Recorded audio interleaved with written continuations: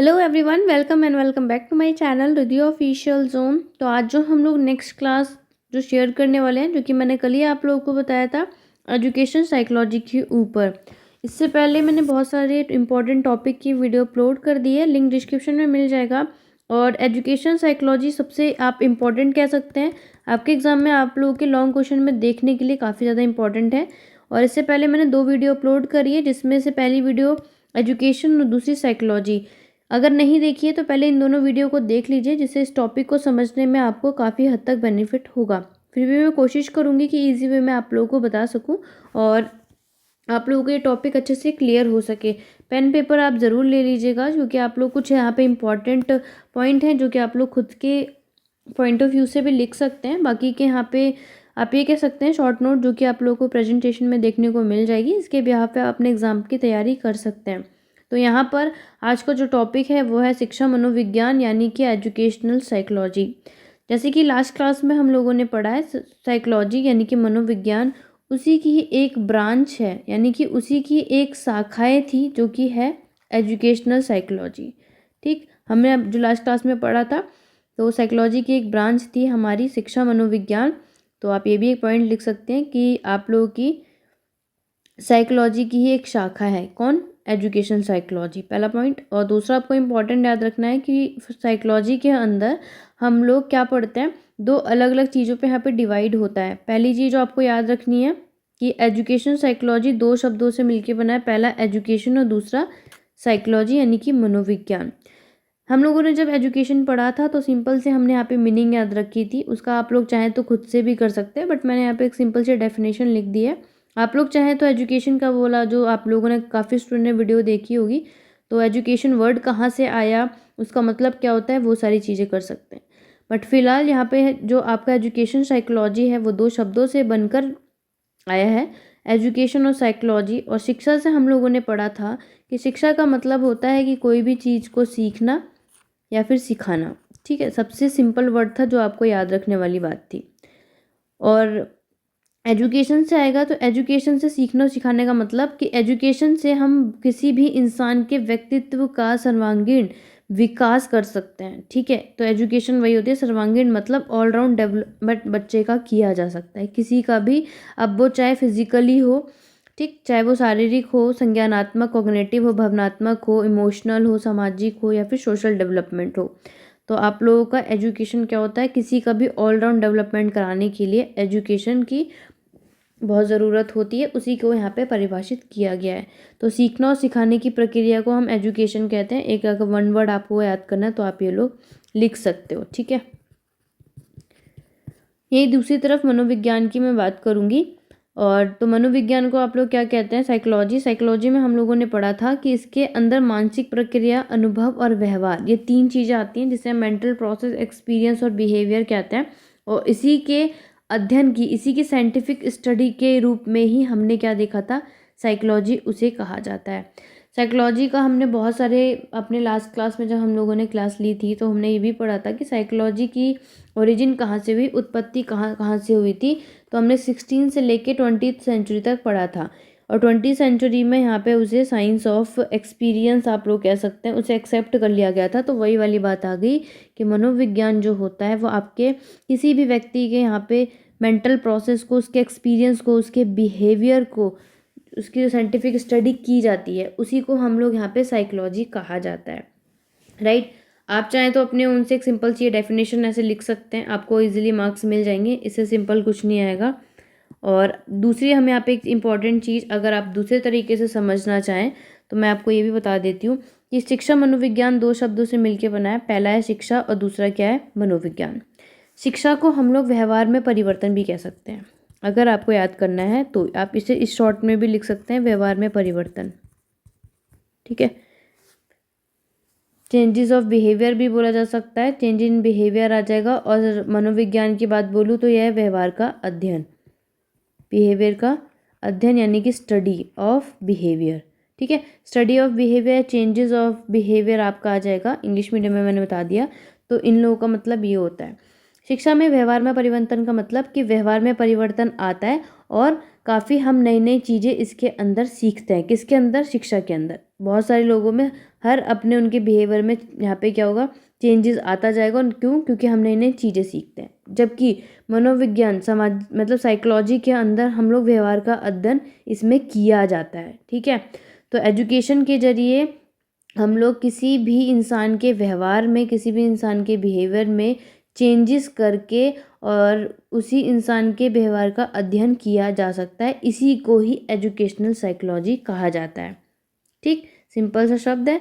बाकी आप लोग चाहें एग्जाम में एजुकेशन का वर्ड यहाँ पे लिख सकते हैं कि एजुकेशन यानी कि 2 शब्दों से मिलके बना। ये मैं ऑलरेडी क्लासेस में बता चुकी हूँ, आपकी मर्जी है, आप इसके अंदर लिख सकते हैं। बट शिक्षा के अंदर हम किसी भी बालक की ऑलराउंडर डेवलपमेंट यहाँ पे करवाया जाता है। ठीक है, उनके अंदर की इनेट पावर जो होती है, यानी कि अंतर्निहित शक्ति होती है, उसकी योग्यता को बाहर निकाला जाता है एजुकेशन के द्वारा। ठीक है, तो ये तो हो गया आपका एजुकेशन के, आप लोग कह सकते हैं मीनिंग के तौर पे आपको लिखना है। और यहाँ पे एजुकेशन साइकोलॉजी की मीनिंग यहाँ पे साफ साफ आपके सामने आ गई कि शिक्षा मनोविज्ञान का ही विज्ञान है। जैसे मैंने आपको बताया कि एजुकेशन क्या है, साइंस ऑफ फिलॉसफी बोली जाती है, जो कि शिक्षा प्रक्रिया को सफल बनाने के लिए व्यक्तियों को अध्ययन शिक्षा संबंधी वातावरण में करता है। तो मैं आपको अगर सिंपल सा इसका शब्द बताऊं तो एजुकेशनल साइकोलॉजी यानी कि शिक्षा मनोविज्ञान के अंदर हम लोग एजुकेशन से रिलेटेड जितनी भी समस्या आती है उसका अध्ययन किया जाता है, उसका स्टडी किया जाता है, उसी को एजुकेशनल साइकोलॉजी कहा जाता है। जो यहाँ पे लिखा है कि किसी भी इंसान के एजुकेशन प्रोसेस को सफल बनाने के लिए उसके शिक्षा से रिलेटेड जो अध्ययन किया जाता है उसके आसपास का इन्वायरमेंट का, उसी को हम एजुकेशन साइकोलॉजी कहते हैं। ये आपकी मीनिंग आती है। ठीक है, तो आप लोग चाहें तो सिंपल सा जो मैंने मीनिंग बताया आप लोग उसके अंदर लिख सकते हैं। एजुकेशन साइकोलॉजी के अंदर शिक्षा संबंधी समस्या का अध्ययन किया जाता है, उसी को हम एजुकेशन साइकोलॉजी कहते हैं। ये था आपका एक सिंपल सा अर्थ जो आपको अच्छे से समझ आ गया होगा। और किसी भी इंसान को सफल बनाने के लिए इस चीज़ का, साइकोलॉजी का यूज़ किया जाता है। ये तो थी मीनिंग जो कि आप लोग को एग्जाम में लिखनी है। अब आते हैं डेफिनेशन। डेफिनेशन तो बहुत अलग अलग ग्रुप में आपको देखने को मिलेगी। आपको बुक में से या फिर जो भी आपने गाइड ले रखे हो, क्वेश्चन बैंक ले रखे हो, उसके बिहाफ पे जो भी आपको ईजी लगे आप लिख सकते हैं। और बाकी आप लोग स्क्रीन पे से जो भी आपको सही लगे कोई भी 2 या 3 आप लोग एग्जाम में लिख लीजिए। कोशिश कीजिएगा जिसकी भी डेफिनेशन लिखे उसके आगे आप किसने दी है वो अगर आप लिख देते हैं तो इससे आपके मार्क्स बहुत अच्छे हो भी जाते हैं। जैसे पहला स्किनर ने आप लोगों को दिया है कि शिक्षा मनोविज्ञान के अंतर्गत शिक्षा से संबंधित संपूर्ण व्यवहार और व्यक्तित्व आ जाता है। यानी एजुकेशन साइकोलॉजी के अंदर उन्होंने ये बात बोली है। एजुकेशन साइकोलॉजी के अंदर एजुकेशन से रिलेटेड जितना भी आपका होल पर्सनैलिटी जो आती है वो, और इंसान की क्या आती है, व्यक्तित्व, पर्सनैलिटी आपके यहाँ पे बढ़ती है, उसी को शिक्षा मनोविज्ञान कहते हैं। क्रो एंड क्रो ने भी बोला था कि एजुकेशन साइकोलॉजी ये डिस्क्राइब करती है और एक्सप्लेन करती है कि लर्निंग एक्सपीरियंस जो होता है वो बच्चा कहाँ से अपने बर्थ टू ओल्ड एज यानी कि अपने जन्म से लेकर वृद्ध अवस्था तक सीखता है अपनी लाइफ में, हर एक अलग अलग अनुभव से, हर एक एक्सपीरियंस के द्वारा आता है उसका। जैसे हमने एजुकेशन साइकोलॉजी में वहाँ पे पढ़ा भी था और उन्होंने यहाँ पे बोला भी था कि बच्चे के जन्म से लेकर वृद्ध अवस्था तक वो अपने हर एक स्टेज में कुछ ना कुछ सीखता है, वो भी अलग अलग स्टेजेस में। तो वो अलग अलग स्टेजेस अलग है। पील ने यहाँ पे बोला कि शैक्षिक मनोविज्ञान क्या होता है, साइंस ऑफ एजुकेशन होती है। ठीक है, ये आप लोगों को यहाँ पे डेफिनेशन अच्छे से याद कर लेनी है या फिर आप बोल सकते हैं लिख लेनी है। अब आ जाते हैं इसके आपके उद्देश्य क्या थे, एम क्या थे। एम था पहला जो आप लोगों को यहाँ पे देखने को मिलेगा। मेन ऑब्जेक्टिव आप लोग ये कह सकते हैं education psychology all round development of the student. सबसे इजी और सबसे इंपॉर्टेंट पॉइंट हाईलाइट जरूर कीजिएगा एग्जाम में कि आपका मेन उद्देश्य एजुकेशन का यही है कि बच्चे का यहाँ पर सर्वांगीण विकास किया जाता है, ऑलराउंड डेवलपमेंट करना। ठीक है, दूसरा मेन ऑब्जेक्टिव यहाँ पे आता है its objective is to make the teaching learning process more effective. यानी कि इसका उद्देश्य है कि वो TLM को, टीचिंग लर्निंग प्रोसेस को और भी अधिक क्या बनाता है, इफेक्टिव बनाता है। ऑलराउंड डेवलपमेंट में मैंने पहले भी बताया था बच्चा फिजिकली यानी शारीरिक रूप से, सामाजिक रूप से, संवेगात्मक इमोशनली जो होता है वो अलग अलग तरीके से अपना विकास इसके अंदर होता है। और इसी के ही उसके टीचिंग लर्निंग प्रोसेस को ज़्यादा इफेक्टिव बनाया जा सकता है। किसके द्वारा, एजुकेशन के द्वारा। विदाउट एजुकेशन बच्चे की टीचिंग लर्निंग प्रोसेस को ज़्यादा से ज़्यादा प्रभावशाली नहीं बनाया जा सकता। इसका मेन उद्देश्य ये भी है to develop such teaching method. कुछ यहाँ पे शिक्षण विधियों का विकास करना भी है। क्यों? जिससे कि स्टूडेंट कैन एक्टिवली पार्टिसिपेट, जिससे बच्चा क्या करे, एक्टिवली यहाँ पे पार्टिसिपेट कर सके लर्निंग प्रोसेस को, वो भी क्लासरूम पे। जैसे एजुकेशन का मेन पर्पस ये होता है कि बच्चा यहाँ पे कोई भी चीज़ सीख रहा है तो उसमें जो टीचिंग मेथड यूज़ हो रही है उसमें बच्चा पार्टिसिपेट कर रहा है। वो डिपेंड करता है कि किस सिचुएशन पे हो रही है। ऐसा नहीं है सिर्फ किताबी कीड़ा बच्चों को बना दिया जाए, बुक खोलिए पढ़ना चालू, नहीं। हमें कोशिश करनी है एजुकेशन के जरिए कि हम बच्चे को क्या कर सकें, अलग अलग टीचिंग मेथड के द्वारा बच्चे को सिखा सकें और बच्चा उसमें इंटरेस्ट लेकर, अब क्या वो हमें देखना है। ठीक है, टीचर का मेन रोल होता है कि वो देखे कि बच्चों को किस में इंटरेस्ट आ रहा है, किस चीज़ से, कौन से वे से, कौन से मेथड से सीख रहा है, उसी के द्वारा बच्चों को यहाँ पे सिखाता है। इसका main objective teaching learning process को एक्टिव बनाना, ठीक है, शिक्षण अधिग्रहण प्रक्रिया को सक्रिय बनाना होता है। मेन ऑब्जेक्टिव यह भी है कि इसमें डेवलप की जाती है बच्चे की पर्सनैलिटी और मोरल यानी कि नैतिक मूल्य का विकास करना भी इसका उद्देश्य आप लोग कह सकते हैं। तो शिक्षा मनोविज्ञान के अंदर शिक्षा से होता है बट अधिगम से भी होता है, ये बात आपको याद रखनी है। शिक्षा के अंदर सबसे इम्पॉर्टेंट बात है कि एजुकेशनल साइकोलॉजी के अंदर अगर एक इम्पॉर्टेंट पॉइंट आपको याद रखना है तो इसका जो रिलेशन होता है, जो यानी कि संबंध होता है, वो एजुकेशन से तो होता ही है बट उसके अधिगम यानी लर्निंग से भी होता है। ये आप पॉइंट अपने शॉर्ट नोट्स में लिख सकते हैं। ठीक है, और शिक्षा मनोविज्ञान की जो यहाँ पे मेन उद्देश्य होता है वो आगे आप लोग पढ़ेंगे, तो इतना अच्छा है। दूसरा है कि बालक के व्यक्तित्व का विकास करना भी इसमें आता है, यानी कि बच्चे की यहाँ पे पर्सनैलिटी को डेवलप करना भी एजुकेशन का एक उद्देश्य है। अलग अलग यहाँ पे फैक्ट को यहाँ पर उसकी खोज कर सके, उसके मेन प्रिंसिपल का भी यहाँ पर रोल आता है। तो इससे ज़्यादा पढ़ने की ज़रूरत नहीं है, बस 4-5 पॉइंट आप कोशिश कीजिए तो आप लोग लिख सकते हैं। अब यहाँ पे कुछ इम्पोर्टेंट बात हम लोग देखेंगे कि शिक्षा मनोविज्ञान यानी कि उनकी प्रकृति के ऊपर यहाँ पे बात आती है। तो नेचर ऑफ एजुकेशनल साइकोलॉजी, उनकी प्रकृति कौन कौन सी है, ये डायग्राम के थ्रू आप लोग लिख सकते हैं। पहला आएगा साइंस, ठीक है। दूसरा आएगा ग्रोइंग साइंस यानी बढ़ते विज्ञान, applied science, positive science, social science और नेचुरल साइंस। ये कुछ आप लोगों के शिक्षा मनोविज्ञान की प्रकृति में आप लोग इसका नाम लिख सकते हैं। कोशिश कीजिएगा कि डायग्राम के थ्रू अपने आंसर को ज़्यादा इफेक्टिव बनाएं। इससे ज़्यादा बेनिफिट आप लोगों का ये है कि आप आंसर को अट्रैक्टिव बनाएंगे। एग्जामिनर को ये दिख जाएगा कि आपने कुछ बेसिक पॉइंट लिखे हैं, उसके बाद जब आप इसके एक्सप्लेनेशन लिखेंगे उस पर कम फोकस होता है। बट अगर आप इसको डायग्राम के थ्रू दिखाएंगे, आंसर तो लंबा करेगा ही करेगा और आपके आंसर को भी अट्रैक्टिव दिखाएगा। और अच्छा है कि जब आप इसके शॉर्ट को एक्सप्लेन करेंगे तो उसमें एग्जामिनर के पास इतना टाइम नहीं होता कि वो आपके आंसर को इतना डिटेल में पढ़े, तो आपको इसके बिहाफ पे भी मार्क्स मिल जाएंगे। तो कोशिश क्या करो कि यहाँ पे आप जो भी पॉइंट लिखेंगे वो आप अच्छे से याद करके जाएंगे, ठीक है। इसको स्किप नहीं करना है आप लोगों को। नेचुरल साइंस हम लोग इम्पॉर्टेंट पॉइंट अगर देखेंगे तो नेचुरल साइंस यानी कि प्राकृतिक विज्ञान के अंदर क्या होता है कि ये आपके शैक्षिक मनोविज्ञान का ही एक पार्ट है। आप ये भी जब ब्रीफली में लिखेंगे तो आप ऐसे ज़रूर लिखना कि educational psychology is a natural science, ठीक है।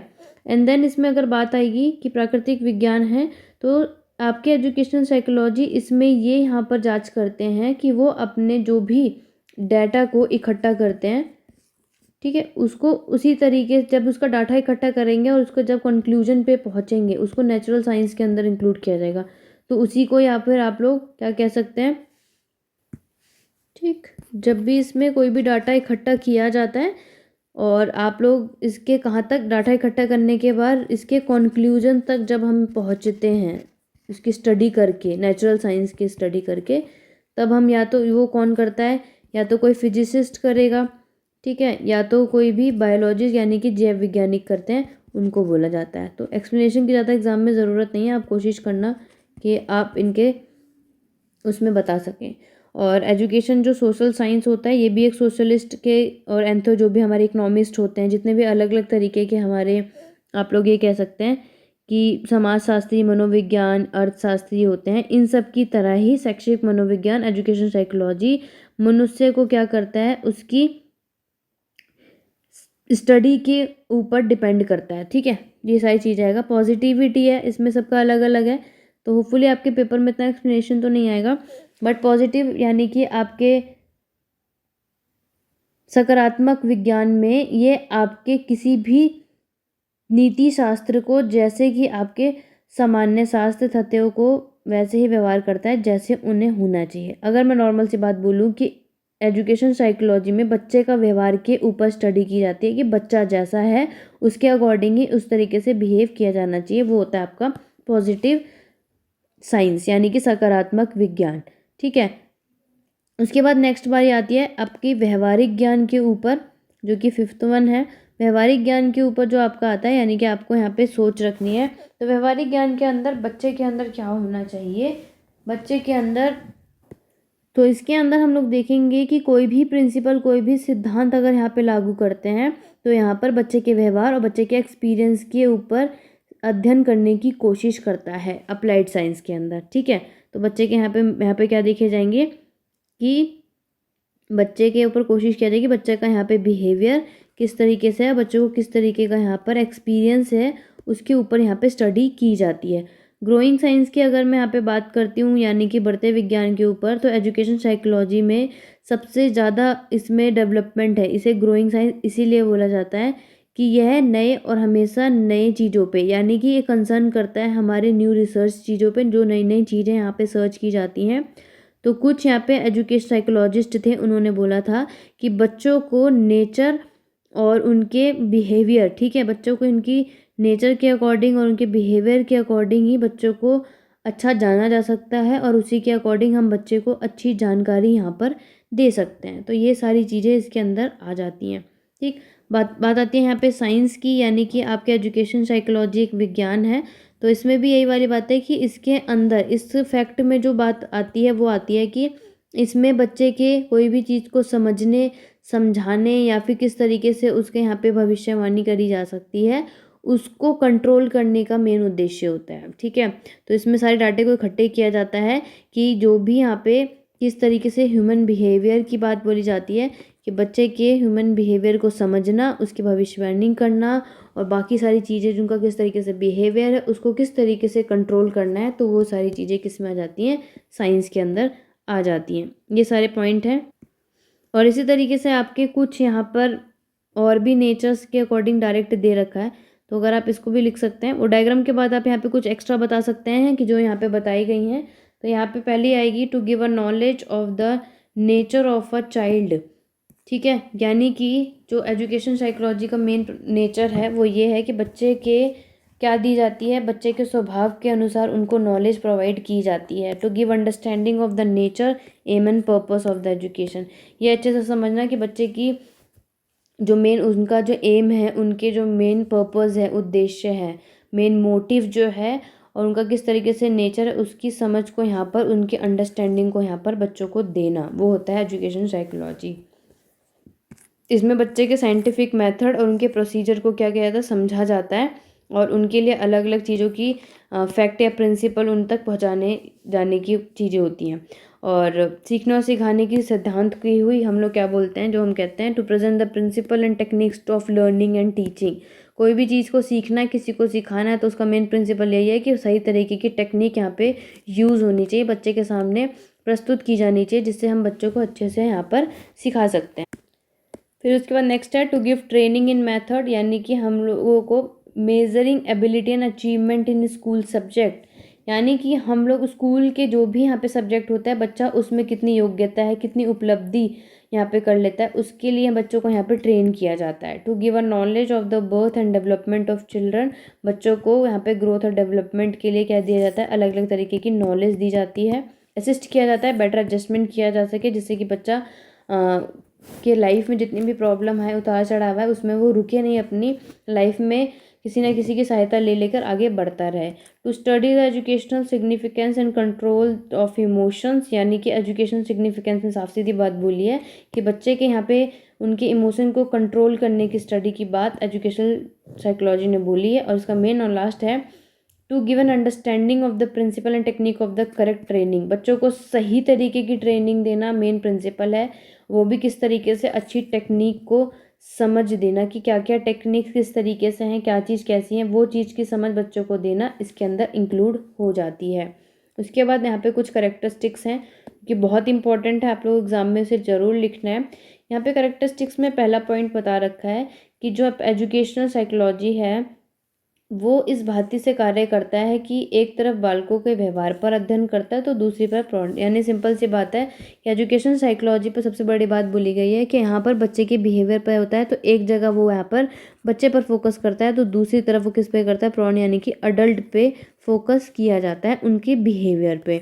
शिक्षक मनोविज्ञान में की जो नेचर होता है वो काफ़ी ज़्यादा फ्लेक्सिबल होता है। फ्लेक्सिबल के साथ साथ आप लोग ये कह सकते हैं कि वो स्थिर भी होता है, यानी कि स्टेबल भी होता है। ये हाईलाइट करने वाले कुछ वर्ड हैं, आप लोग एग्जाम में कर सकते हैं। शिक्षक मनोविज्ञान का जो नेचर होता है, यदि अति व्यापक है तो सूक्ष्म भी है, ब्रॉड है तो सबटाइटल भी है। सबटाइटल का मतलब यहाँ पर यह है कि एजुकेशन साइकोलॉजी में अगर किसी चीज़ को, बहुत सारी चीज़ें यहाँ पे ब्रॉड दिखा दी गई हैं कि कौन से इफेक्ट है, बच्चे का कैसा नेचर है, क्या क्या चीज़ें किस तरीके से शो करनी चाहिए, बच्चे को किस चीज़ पे ध्यान देना चाहिए। अगर ये सब चीज़ें हैं तो यहाँ पर कुछ सबटल भी हैं, यानी कि कुछ यहाँ पर फिक्स भी हैं, सूक्ष्म भी होती हैं। ऐसा नहीं है कि यहाँ पर जो चीज़ जैसी है उसको आगे करती जाए, कुछ चीज़ें फिक्स भी होती है, चेंज नहीं होती। ठीक है, तो एजुकेशन साइकोलॉजी आप लोग की यहाँ पर कॉम्प्रिहेंसिव यानी व्यापक होती हैं, इसकी सीमाएँ भी हैं, कुछ सीमा होती है, लिमिटेशंस भी होती हैं एजुकेशन साइकोलॉजी के अंदर। शिक्षा मनोविज्ञान का संबंध शिक्षा से होता है तो अधिगम से भी होता है, जो कि मैंने आपको पहले भी बताया था कि एजुकेशन साइकोलॉजी का रिलेशनशिप एजुकेशन से ही नहीं होता बल्कि लर्निंग से भी होता है, क्योंकि यहाँ पे बच्चा अलग अलग तरीके से अलग अलग चीज़ों को सीखता है, तो वो सारी चीज़ें इसके अंदर आ जाती हैं। तो इस पॉइंट को तो आप लोगों को गलती से भी नहीं भूलना है। ठीक, तो ये सब आपकी विशेषताएं आपको यहाँ पे पता चल गई होंगी। अब आगे बढ़ते हैं, जो कि आपके स्कोप से रिलेटेड है। स्कोप यहाँ पर जो आप लोग स्क्रीन पे देख रहे हैं कि जो आपको स्कोप पता चल रहा है, इसमें आपके लर्नर आ रहे हैं। ठीक है, यानी शिक्षार्थी हो गए, learning experience, learning process, learning situation या फिर इन्वायरमेंट भी कह सकते हैं, the teacher, human behaviour, growth and development, heredity and environment and guidance and counselling. ठीक, तो ये गाइडेंस एंड काउंसलिंग भी आ जाता है। तो ये सारी जो चीज़ें आती हैं, तो ये आपके क्या होता है, स्कोप ऑफ एजुकेशनल लर्निंग के अंदर ये सारे पॉइंट आते हैं, ये आपको याद रखना है। ठीक है, और इसके बारे में हम डिटेल में जान लेते हैं। तो चलिए वन बाय वन इनको अच्छे से समझ लेते हैं, और जो आपको लग रहा हो आप इसके अंदर नोट डाउन भी कर सकते हैं, बट कोशिश करना है कि आप जब भी स्कोप लिखें, चाहे तो आप इसको डायग्राम के थ्रू या फिर ऐसे एरो दे देकर भी लिख सकते हैं। ठीक है, एंड देन आप कोशिश करना कि इसको वन बाय वन आप लोग एक्सप्लेन कर सकते हैं। पहला आता है द लर्नर, यानी कि शिक्षार्थी के ऊपर। तो यहाँ पे लर्नर से हमारा मतलब ये है कि जो भी स्टूडेंट हैं उनकी जो यहाँ पर पर्सनैलिटी यहाँ पर जो डेवलप की जा रही है, यानी कि वह व्यक्ति जिसके लिए ये काम करा जा रहा है, काम करा जाना, यानी कि लर्नर्स के अंदर हम लोग पे यहाँ पे ग्रोथ एंड डेवलपमेंट करते हैं। अब यहाँ पे लर्नर में यानी कि शिक्षार्थी में उनका किस तरीके से यहाँ पर विकास किया जा रहा है, किस तरीके से बच्चे का वृद्धि की जा रही है, वो ऑलराउंड डेवलपमेंट होती है। वो भी हम डिपेंड करता है ऑलराउंड डेवलपमेंट, यानी कि चाहे फिजिकल तरीके से हो, सोशल तरीके से हो, इमोशनल हो, चाहे कोई से भी तरीके के हो, यानी कि शारीरिक, बौद्धिक, संवेगात्मक, सामाजिक विकास इसके अंदर किया जाता है। बच्चे की यहाँ पर उसकी पर्सनैलिटी से लेकर उसके इंटेलिजेंस तक को बढ़ाने का पहल करती है, कुछ इंपॉर्टेंस एस्पेक्ट आता है। और इसमें सबसे ज़्यादा लर्नर्स में सबसे ज़्यादा उसकी फैमिली, उसके स्कूल या फिर उसके सोसाइटी से लेकर सारी चीज़ों पर इफ़ेक्ट पड़ता है। ठीक है, और इसमें लर्नर्स के अंदर अलग अलग तरीके की व्यक्तिगत विभिन्नताएं भी होती हैं, इंडिविजुअल डिफरेंसेस भी होते हैं। तो ये सारे कुछ इंपॉर्टेंट पॉइंट आप लिख सकते हैं कि यहाँ पर जो लर्नर्स होते हैं, उस शब्द से हमारा मतलब ये है कि यहाँ पर छात्र जो व्यक्तिगत हैं वो क्लास में, समूह में ही अच्छे से काम कर सके, ग्रुप में अच्छे से काम कर सके, और वो बच्चा जिसके लिए ये काम हो रहा है उसके लिए अच्छे से उसको काम कराया जा सके। यानी कि अगर हमें क्लास में किसी बच्चे को कोई काम देते हैं, उसको सिखाने का हमारा जो मेन मोटिव है वो किस तरीके से कोई काम कर रहा है, उसके लिए क्या क्या पहलू हमें एस्पेक्ट किस किस चीज़ को ध्यान में रखना है, तो बच्चा क्या होगा, लर्नर होगा। तो वो सारे पॉइंट आपको रखना है कि हमें सबसे पहला ध्यान है कि बच्चे का ऑलराउंड डेवलपमेंट कराया जाएगा, ग्रोथ एंड डेवलपमेंट पे ध्यान देंगे। ग्रोथ एंड डेवलपमेंट यानी उसका शारीरिक, फिजिकल, सोशल, इमोशनल तरीके से विकास करना होगा, बच्चे की इंटेलिजेंस और उसकी पर्सनैलिटी पर ध्यान देना होगा। और सबसे ज़्यादा उनकी पर्सनैलिटी पर इफेक्ट किस पे पड़ता है, उसकी फैमिली, उसकी सोसाइटी पर, उसके स्टेट से लेकर सारी चीज़ों का इसमें इफेक्ट पड़ता है।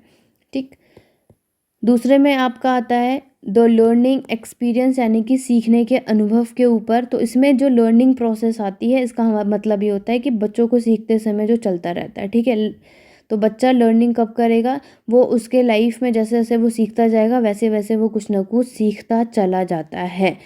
तो अधिगम की प्रक्रिया, आप चाहे लर्निंग को हम लोग सीखने के बोल सकते हैं, अधिगम भी बोला जाता है इसे। तो ये आपको वो प्रोसेस होता है जिसके अंदर बच्चा अपने व्यवहार में चेंजेस लाते हैं और अपने जितने भी थॉट्स होते हैं उसको नए नए तरीके से चेंज करता है, नए नए चीज़ों से लाता है। क्यों? क्योंकि वो कोई भी चीज़ सीखेगा तो वो नई नई जानकारी इकट्ठा करेगा और उसके हिसाब से अपने आप को चेंज करता चला जाता है। लर्निंग का इंपॉर्टेंट आप लोग हिंदी में याद रखने का, सीखने के अनुभव, आपको इसको अधिगम भी बोल सकते हैं, कोई डाउट नहीं है। और इससे अधिगम के इस लर्निंग के प्रोसेस में नेचर जिसमें सबसे ज़्यादा इंक्लूड होता है। बच्चा सबसे पहले नेचर से ही सीखता है, उसके बाद वो लाइफ में अपने जो भी सीखेगा वो स्कूल या अपने आसपास के इन्वायरमेंट पर सबसे ज़्यादा इन्वायरमेंट का रोल आता है, ठीक है। और इसमें अलग अलग बच्चे का लर्निंग एक्सपीरियंस, अब उसके चाहे उसकी कुछ हैबिट्स हो जाएं, चाहे उसका किस तरीके से इंटरेस्ट है, वो सारी चीज़ें इसके अंदर इंक्लूड हो जाएंगी, ठीक है। बच्चे का यहाँ पर चिंतन करना और किसी भी प्रॉब्लम का यहाँ पे सॉल्यूशन लाना, ये सारी चीज़ें इसमें शामिल हो जाती हैं, ठीक है। कोई भी स्किल को सीखना वो भी किस में आएगी, लर्निंग एक्सपीरियंस में आएगी, ठीक है। नेक्स्ट आता है लर्निंग प्रोसेस। लर्निंग प्रोसेस मतलब सीखने की प्रक्रिया कह सकते हैं या फिर लर्निंग सिचुएशन हो जाएगी, यानी अधिगम स्थिति भी बोल सकते हैं। सॉरी, लर्निंग सिचुएशन कह रही हूँ, ठीक।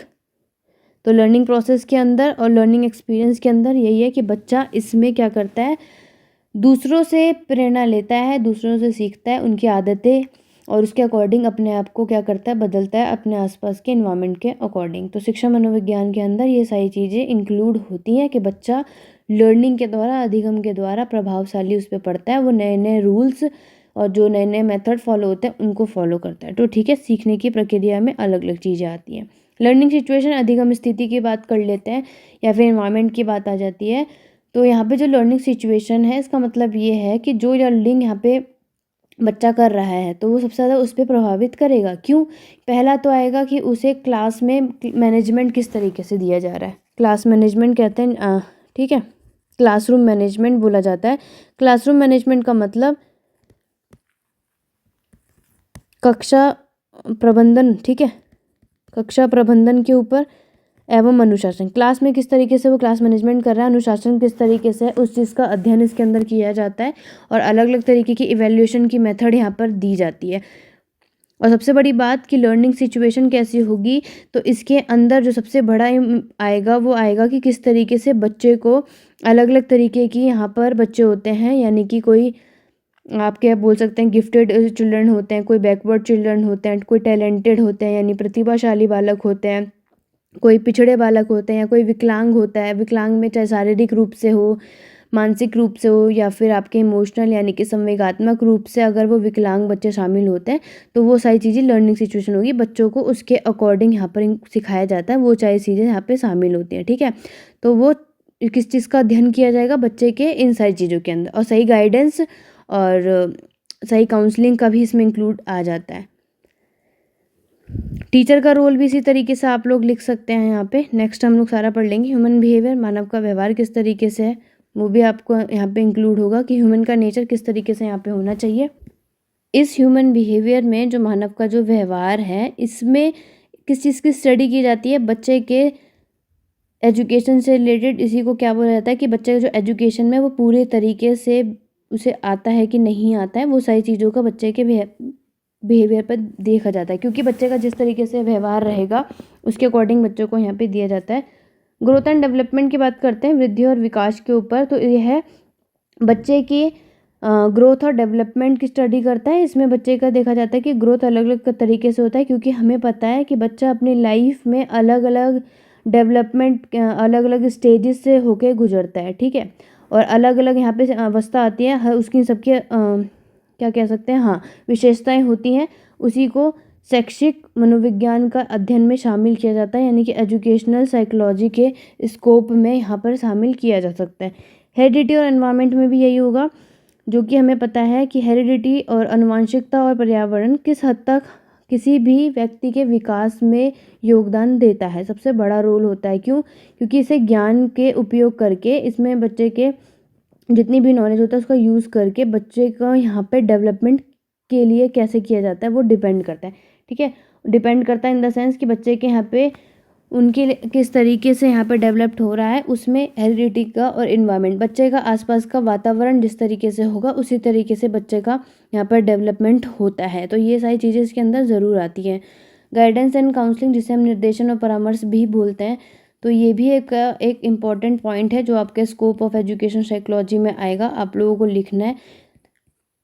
ठीक, इसके अंदर बच्चा क्या करता है, अपने निर्देशन मतलब सही तरीके की अगर बच्चे को गाइडेंस दी जाएगी तो वो अपने अच्छे से एजुकेशन को आगे बढ़ाया जा सकता है। तो ये कुछ बेसिक पॉइंट है, तो ये सारे पॉइंट इसके अंदर आ जाएंगे। स्कोप ऑफ ये कम पूछा जाता है पर मेन इंपॉर्टेंट कैरेक्टरिस्टिक्स हैं। तो इससे हमें एजुकेशन साइकोलॉजी से ये पता चल गया कि एजुकेशन के अंदर जो मेन होता है वो आपके एजुकेशन यानी शिक्षा से संबंधित होता है। इसमें बच्चे के इनेट पावर पे ज़्यादा फोकस किया जाता है, अंतर्निहित शक्तियों पर ज़्यादा ध्यान दिया जाता है, ये आपको याद रखना है। ठीक है, अब वो जो बच्चे की यहाँ पे इनेट पावर की जो बात बोली गई, अंतर्निहित यहाँ पर, ठीक, आपको कुछ पॉइंट यहाँ पे याद रखना है। बच्चे की इनेट पावर अंतर्निहित शक्तियों को किस तरीके से ऑलराउंड डेवलपमेंट सर्वांगीण विकास किया जा सकता है, उससे बच्चे का ऑलराउंड डेवलपमेंट करा के, और स्टेट हो या फिर हमारा समाज हो, यानी कि हमारी चाहे सोसाइटी हो चाहे हमारा समाज हो, उसके लिए बच्चे को एक अच्छा नागरिक बनाना ही क्या होता है, सबसे बड़ा उद्देश्य होता है एजुकेशन साइकोलॉजी का।